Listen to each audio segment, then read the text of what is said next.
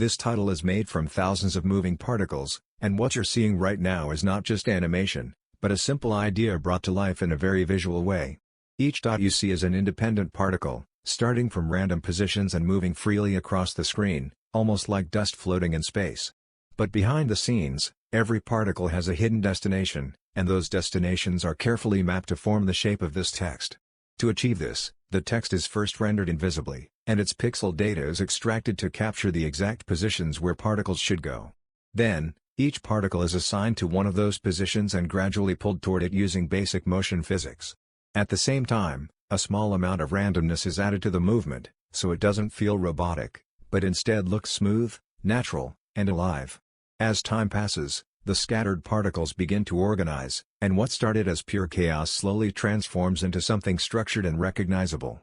You can actually see the moment where disorder turns into meaning, and that transition is what makes this effect so satisfying to watch.